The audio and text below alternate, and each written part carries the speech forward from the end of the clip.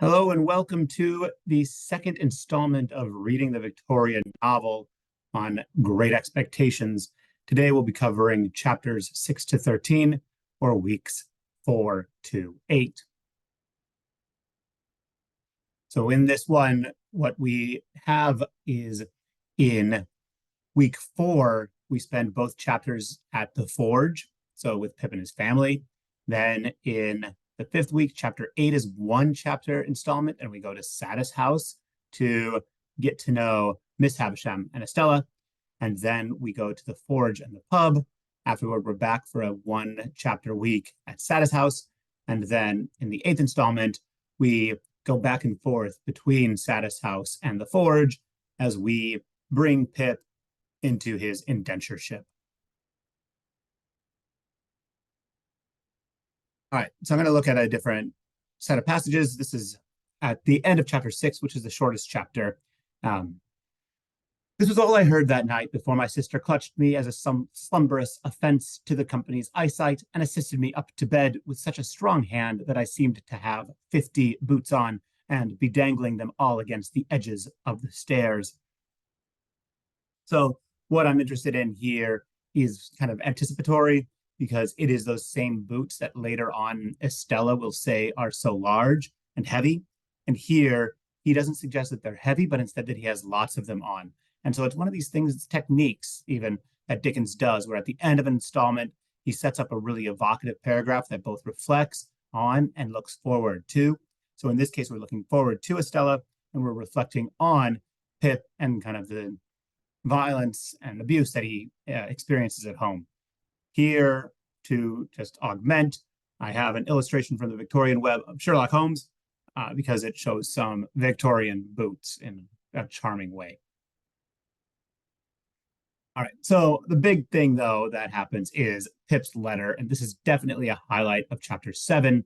So here I'm showing it to you, but I will also read it. However, once I read it, things do become quite clear, and it's a lot less fun. It's definitely something that's visual. My dear Joe, I hope you are quite well. I hope I shall soon be able for to teach you, Joe, and then we shall be so glad. And when I'm apprenticed to you, Joe, what larks! And believe me, in affection, Pip. So the thing I want to emphasize here is something called ludic. This is a ludic moment, and ludic just means play. So from the Latin ludus.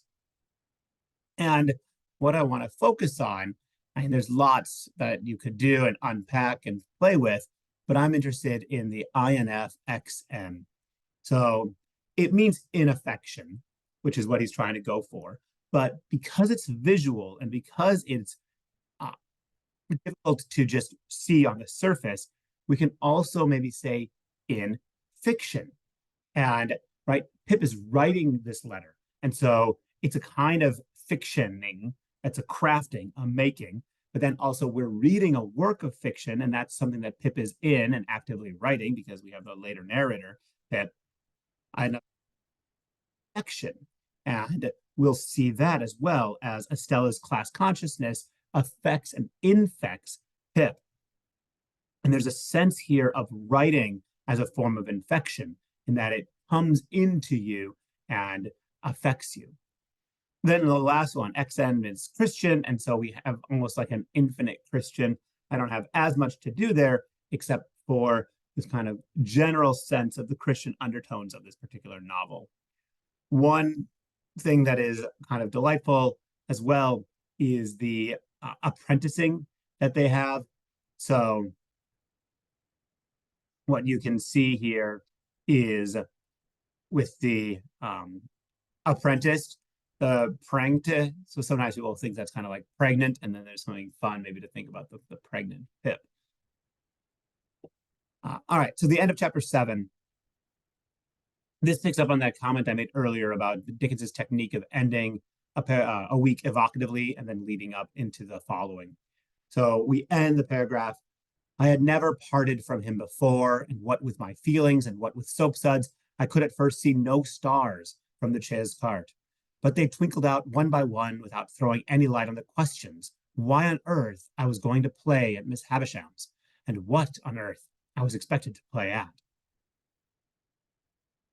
Um, Pay attention to the partings. Some of that is going to pay off later on.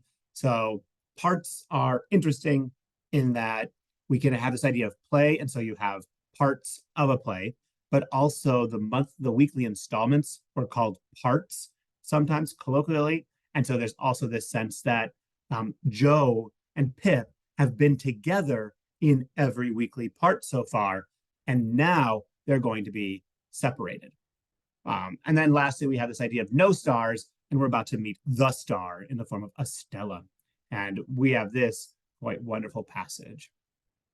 To stand in the dark in a mysterious passage of an unknown house, bawling Estella to a scornful young lady, neither visible nor responsive, and feeling at a dreadful liberty so to roar out her name, was almost as bad as playing to order. But she answered at last, and her light came along the dark passage like a star. So the like a star is it's interesting because it's obviously punning on Estella's name, meaning star. But young Pip wouldn't probably know this, and so it's older Pip including it, but it could also be an image that the younger Pip had on the coincidental level. Then, like in the earlier passage, thinking of parting in terms of that meta literary, this kind of literature about literature, it operates on a number of scales. So too do passages. So a mysterious passage of the unknown house, the only way we know that is through passages themselves, literary passages, that's paragraphs. So Dickens enjoys this kind of wordplay.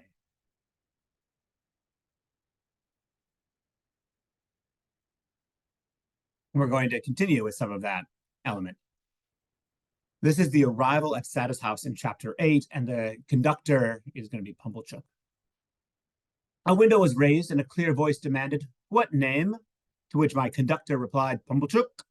The voice returned, "Quite right," and the window was shut again, and a young lady came across the courtyard with keys in her hand.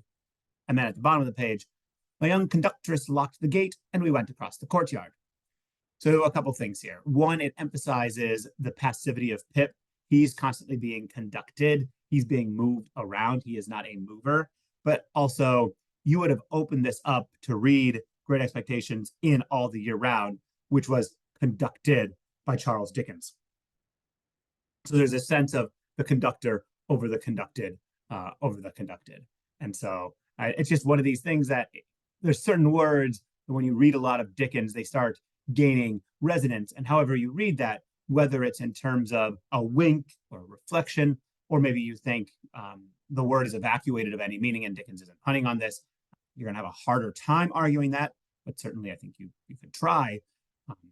In this case, though, we have Dickens as our conductor, and it's almost like Pip is the reader in some of these instances, right? He's being brought into this house in the same way that we are being brought into this house.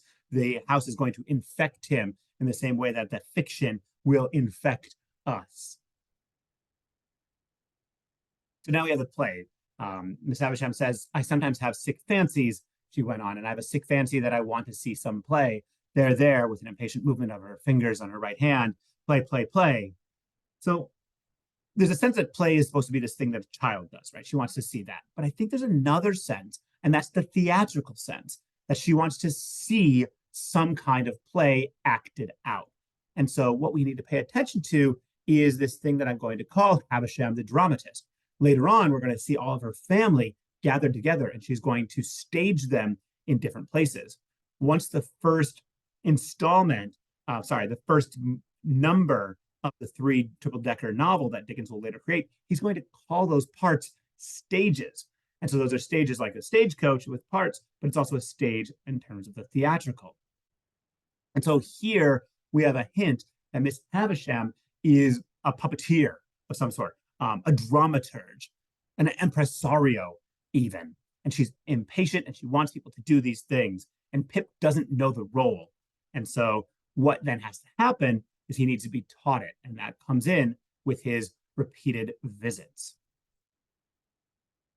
Here is one of our early impressions of Miss Havisham, or to reference a Rob Zombie song, Living Dead Girl. So she sat corpse-like as we played at cards, the frillings and trimmings of her bridal dress looking like earthy paper. I knew nothing then of the discoveries that are occasionally made of bodies buried in ancient times, which fall to powder in the moment of being distinctly seen, but I've often thought since that she must have looked as if the admission of the natural light of day would have struck her to dust. So this is one of those passages that people really point to for the Gothic elements of Great Expectations. Gothic being something that refers to an earlier tradition in the 18th century of novels that are set in gloomy houses, often where the weather combines with abandonment, combines with supernatural elements, isolation, and secrets that all kind of turn around an investigation of those, or the introduction of a new person into that circumstance. And so here, Pip is that new person being inserted into this haunting, into this horror, into this Gothic, where we have a living corpse, the corpse like Miss Havisham. She's also compared to being a mummy. And so that's this idea of the bodies buried in ancient times that are falling to powder. It could also be a reference to the bodies recently excavated at Pompeii in this time. And that, of course, is the older Pip making a comment on this moment, looking back. Even something like earthy paper, right? The earth, the wrappings, I think that you can have if you're pushing that mummy connection, which of course that also connects to the orientalizing or the othering, which is an important aspect of that Gothic treatment of Miss Havisham. This is a punning visual because I have Boots and an infection here. Boots is a pharmacy in England. He calls the knaves jacks, this boy, said Estella with disdain before our first game was out. And what coarse hands he has, and what sick boots. I had never thought of being ashamed of my hands before, but I began to consider them a very indifferent pair. Her contempt for me was so strong that it became infectious, and I caught it. So here, what he catches is a class anxiety, a sense of his class inferiority that revolves around his upbringing, his vocabulary, and his clothing. And these are all going to be elements that are superficial, but that's why it's an infection. The boots then also connect to the passage I talked about earlier of him thinking about 50 boots, which was comic, and now they are just thick. Okay, so Pip slide. This is just something fun that I think about, like, where's Pip getting things that stimulate his imagination? So this is kind of his Kaiser Soze moment, which is a reference to The Usual Suspects. It's not important how it is a reference, but that's just what this image is. And it's the idea that you build a lie from things that you're observing. And so in his lie, he says she was sitting in a black velvet coach. And then he goes on, Pumblechook asks, was anybody else there? 4 dogs, said I. Large or small? Immense, said I. And they fought for veal cutlets out of a silver basket.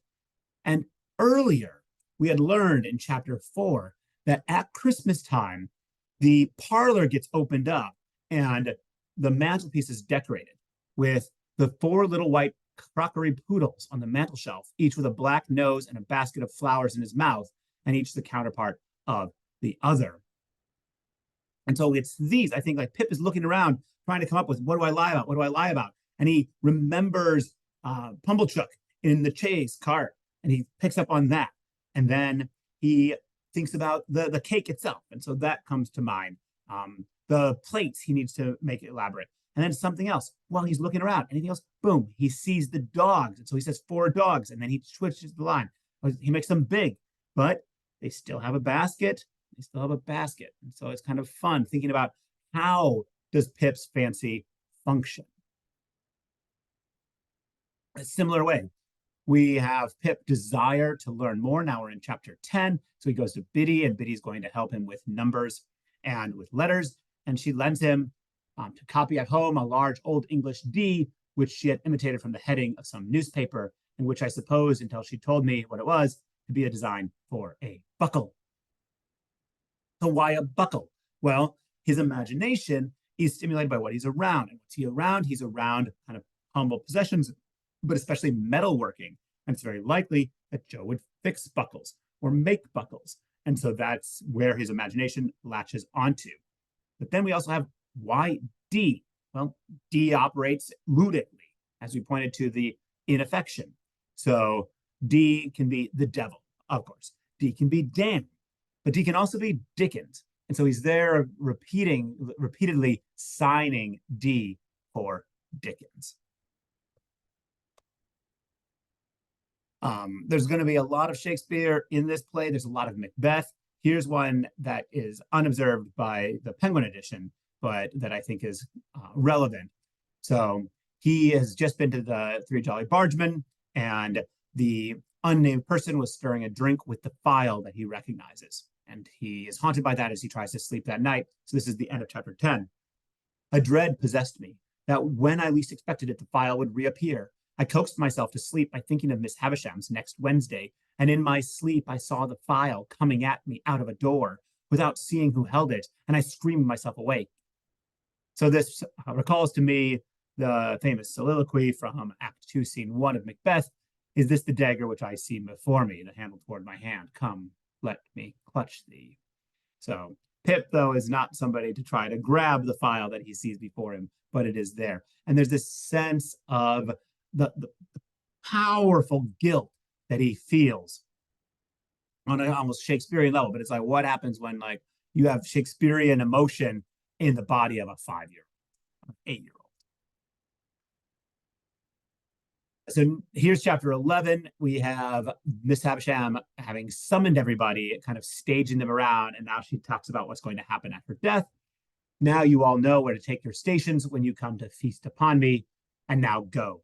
So we have this kind of almost Christ-like moment of the Last Supper where she's saying, you all are going to feast on me, and she places them around. We also have that use of the word station, which in this context might recall the stations of the cross, everybody having a different voice, but it's also stations as in coaching stations, people having the different stages. All these words are happening together, right? Remember, Dickens could just write, take your places, but he picks words that are resonant on multiple levels. The feasting upon me also deals with cannibalism, which fits us into that Gothic realm. So then in chapter 12, time begins to pass. I insensibly fall into a general mention of these journeys as numerous because it was at once settled that I should return every alternate day at noon for these purposes, and because I'm now going to sum up a period of at least 8 or 10 months. So every other day for 8 to 10 months. Even if we just say there's 30 days in the month, that's 300. So every other day, about 150 times he's gone there. That's a lot of time. And then we have this passage just later on here on page 95 with a lot of temporal adverbs. Estella was always about and always let me in and out, but never told me I might kiss her again. Sometimes she would coldly tolerate me. Sometimes she would condescend to me. Sometimes she would be quite familiar with me. Sometimes she would tell me energetically that she hated me. Miss Havisham would often ask me in a whisper or when we were alone, does she grow prettier and prettier, Pip? So here we just have Dickens kind of passing time by using adverbs, which I always think is interesting. Doubling up on the always, but then having the never next to it, for, sometimes, before, and often. Like, so even the growing prettier and prettier, right? That comparative adjective that implies progression of time. Just some techniques to pay attention to on how Dickens uses a small amount of space to pass a great deal of time. When Pip gains his indentureship to Joe, Miss Havisham pays his premium. So we hear Pip has earned a premium here, she said, and here it is. There are 5 and 20 guineas in this bag. Give it to your master, Pip. So money can often be very confusing in the Victorian novel. So as some reminders, £1 is 20 shillings. 1 shilling is made out of 12 pence, which is illustrated by a lowercase d. 1 guinea was 21 shillings. So 25 guineas is 25 pounds and 5 shillings. 2 pence, also called 2 pennies, is tuppence. And that's the cost of one installment of all the year round. You can see that down here to give you a sense. This is a significant amount of money that he's been given. Yeah. For instance, if we look here, this is from the monthly installment of Bleak House, so 1853, and a cheap edition, so an unillustrated edition with like the Pickwick Papers, 5 shillings. So even Oliver Twist, 3 shillings, 6 pence. If you want a fancy version, 21 shillings. So a guinea for a fancy book that you have there. So, you know, what I'm trying to emphasize is that this is no modest amount Pip has received. Let's talk about some science. So the novel is said to take place in 1812 on Christmas is when it starts. Roughly, it continues through the 1830s. And what you have to do to find that is internal logic. So a lot of work's been done on that, but some of the clues are those such as this here in chapter 7, a reference to steam. Uncommon, give me, said Joe, a good book or a good newspaper and sit me down afore a good fire, and I ask no better. Lord, he continued after rubbing his knees a little, when you do come to a J and no, and says you here at last, it is a J-O Joe. How interesting reading is. I derive from this that Joe's education, like steam, was yet in its infancy. So here's a couple images that are on here of steam. In 1778, James Watt's steam engine was perfected. 1804, Richard Trevithick's steam-powered train first moved coal in Wales. 1806, there was the first steam loom factory, so power looms of 200. 1812, Bell's Comet steamship was first had a successful sail. And then also at 1812, Matthew Murray's Salamanca commercial train changed everything. So that's part of this idea of like that infancy. And remember, it's 1830s Pip looking back. And Dickens, of course, is writing the novel in 1860. So there's this jumping backwards that happens progressively. All right.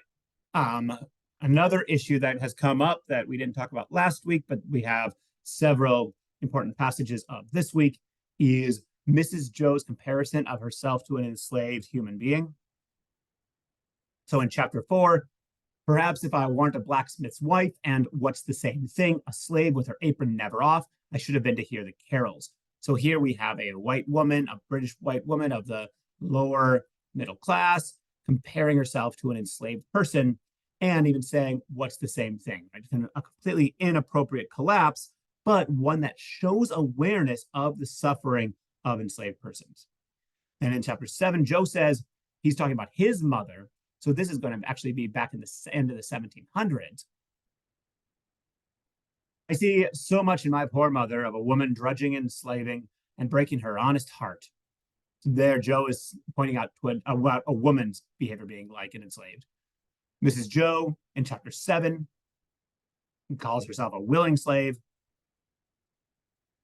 And at the end of chapter 12, she asked Joe why he hadn't married a negress slave at once. So some of this is important because of the timeline of the novel and because of the timeline of slavery legislation that happened. So again, I mentioned 1812 is the start when these references are occurring.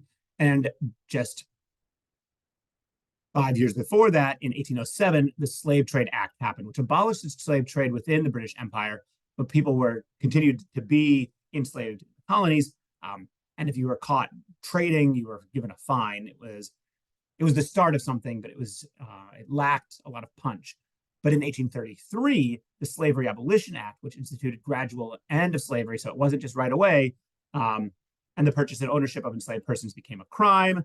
And over time, this is when also like in the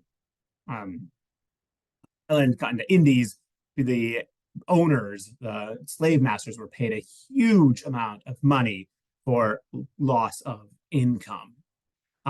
But what we can see with these two dates, 1807 to 1833, is those dates of important slavery legislation are mapped onto the important dates of our novel when it's set before and after that are happening. But keep in mind, like, what does it mean for these characters to know about the suffering of enslaved persons, but not actually want to fight for legislating it, right? They just use it as comparison. Those are worlds far apart.